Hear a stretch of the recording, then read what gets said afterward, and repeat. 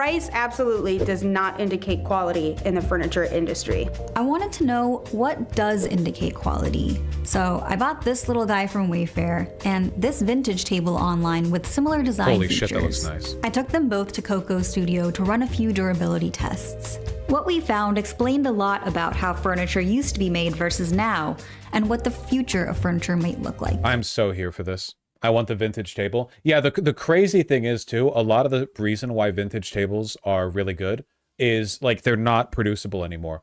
Sorry, Grandpa. We can't make them. We don't know how, you know? Because a lot of them were made with old grain wood, and we don't have that anymore. Yeah, old growth wood, and we don't have that anymore. Like, we do, but it's really tough and expensive to get sometimes. So we don't have the technology.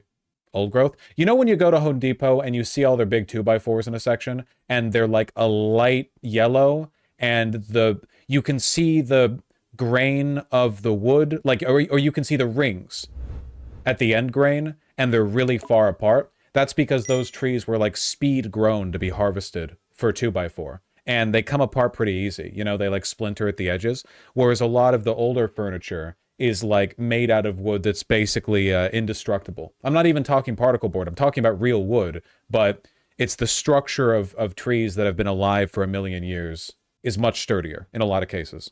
Beautiful dovetail joints that you can kind of see as they flare out. You literally do not see this Beautiful dovetail joints that you can in furniture anymore. You literally don't see those. You literally just don't. We don't know how. We've forgotten how to make them. They're not even that hard to make. No, they're not. They're not even that hard to make. But they are more expensive and time consuming than just using like wood screws or something. I don't know. You can kind of see as they flare out. Yeah, as is Skype, you're right. As is often the case with anything, like, why don't we make it good like we used to? The answer now is Japan. Japan is usually your like go-to place, at the very least, for seeing like what companies are doing to make the good old stuff, but modern. And, you know, it's all shorts thing Japan, unironically. Yes. No, yeah, literally. There's a reason why Japan is like the global haven for specific hobbyism. And the reason for that is because low rent prices in Tokyo and mixed use zoning allow people to live in little shops, little homes above their shops. That's it. Literally.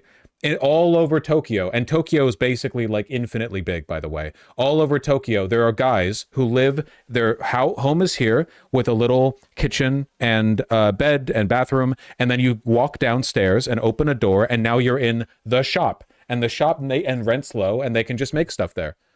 It is one of the only remaining places in the first world where there are craftsmen abundant.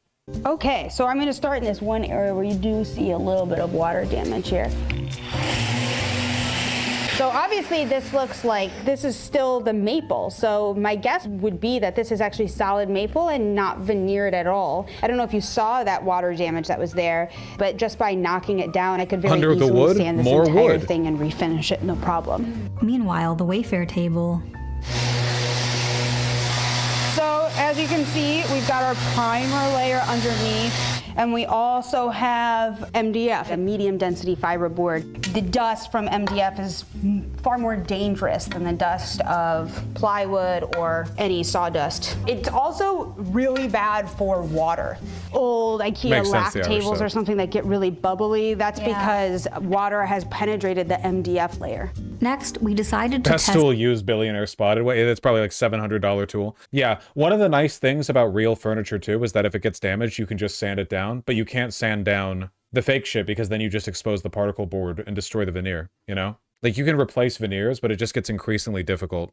It's like how with hardwood floors, if there's damage to them, you can just refinish them. Like you can just sand down a hardwood floor like 5-6 times before having to replace the flooring completely. Like a good set of hardwood floors can last centuries. Test how strong the tables were with a little tensile strength test. Yeah. Okay, let's see this next one. Okay. Beautiful. Let's go check out our chunks. First of all, this is really impressive to me. Like super impressive that it really only broke along the seam line, and you can tell that that is maple all the way through. And also like around the apron, like this is still screwed together. the stretchers, you don't see any damage at all. And then I hate this video because it just makes me realize more of the stuff I use is shit and I can't do anything about it. You literally can. I guarantee you that at local thrift stores, consignment stores, estate sales, whatever, I guarantee you that there are tons and tons and tons. Because again, that's the thing with nice clothes and with nice furniture, it lasts forever. You can find it. Flea markets, Goodwill even. Yeah, you can find it. You can find it. It's all getting snapped up. Not all of it. Not all of it. Yeah, like the influencers are probably snapping up the shit that resells for $1,600, but like not all of it. you can see that the MDF top just very easily ripped out of the whole threaded insert. And you can see what the composite is made of. Would it even be sustainable for all furniture to be made the way it used to? Yeah, because you're not making new furniture. Like that's the problem with the profit incentive. You make the furniture you need and then you stop. You know, like the reason they're making this shittier and cheaper is to facilitate like an endless cycle of buying more than you need. But if you just make the furniture and it lasts forever, you're done. It's cheaper, it's better. Pass it down to your children. It's fine. It's how we made furniture for millennia up until like the past 50 or so years. For the MDF, it feels soft. Yeah, it's like feels paper. almost like paper. Yeah. When I first started streaming all the way back from Humboldt County, United States, California, Earth, I did so. There was a little IKEA table that I was using to hold my computer on, and I swear to God, it held up as best as it could. The day that I left, the day that I moved from there, I picked up my PC case, and the thing collapsed out underneath it. The only thing that was holding it together was all the weight of the PC tower pressing down on one side of this. It was on top, but it was placing a bunch of weight on the more stable wall side of the table. When I lifted it up, it slumped to the side and then broke. So that was cool. Wondering though, if we make quality craftsman furniture more accessible and therefore cheaper, will the craftsmen not get into financial trouble if they can't ask those same prices? As like IKEA today? No, people are just going to have to live with it. You don't get a $20 bed frame. I'm sorry, go to hell. No one ever got that throughout all of human history. You're not getting it today. It's cheap bullshit. No. And also, people don't win out in the long run over this. You want cheap shoes? Fine, but you're replacing them every 6 months. You want cheap furniture? Fine, but you're replacing it every 6 months. You want cheap clothing? Fine, but you're replacing it every 6 months. And you never feel good wearing it. You feel like shit. You develop back problems because your shit-ass bed, shit-ass mattress, shit-ass shoes, shit-ass couch, shit-ass sofa, shit-ass chairs. Everything is shit. Your life is shit. You have nothing.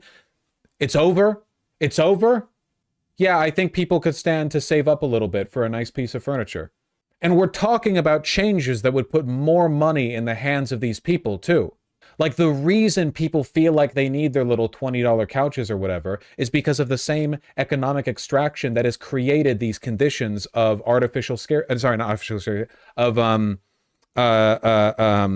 manufactured obsolescence.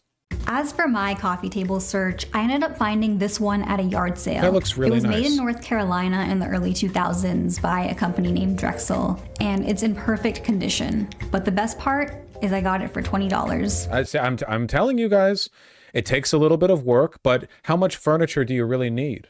Like, people are like, oh, it takes time to find my thing. Once you find the furniture, like, that's it. You've got it for life. You have that for life now. Vaush just literally made the just move argument that Destiny makes, but for poor people's furniture. Incomprehensible reach.